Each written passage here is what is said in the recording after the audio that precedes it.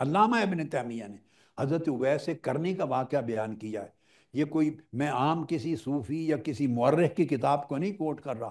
علامہ ابن تیمیہ میں مجموع الفتاویٰ کے اندر حضرت اویس کرنی کا کہ جب ان کی وفات ہوئی تو کوئی کفن دفن کا انتظام نہیں تھا، کوئی کپڑا نہیں تھا، تنہا. جب وفات ہوئی تو لوگ گئے ان کے کفن کا بندوبست کرنے. انہو لما مات وجدوا فی ثیابہ اکفانا، تو اس کے کپڑوں میں اس کے لیے جنتی کفن پائے گئے. لم تکن معہ قبر، جو اس کے پاس کبھی زندگی میں نہیں.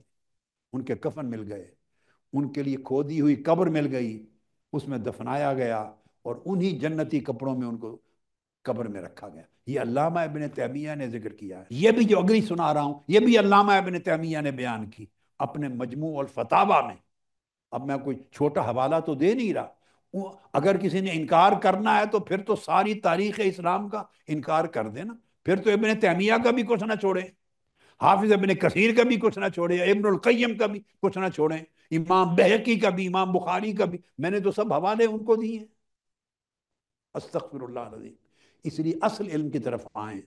علامہ ابن تیمیہ کہتے ہیں کہ حضرت عبد الواحد بن زید، یہ امام حسن بصری کے تلامذہ میں سے تھے، تبع تابعی تھے. عبد الواحد بن زید ان کو فالج ہو گیا تھا. انہوں نے اللہ سے عرض کیا باری تعالیٰ فالج ہو گیا، ہاتھ کام نہیں کرتے تھے.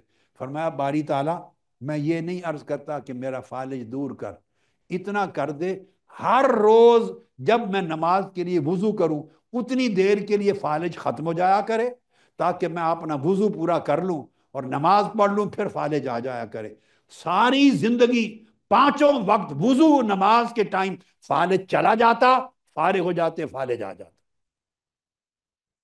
یہ حضرت عبد الواحد بن زید نے قصہ گزارا.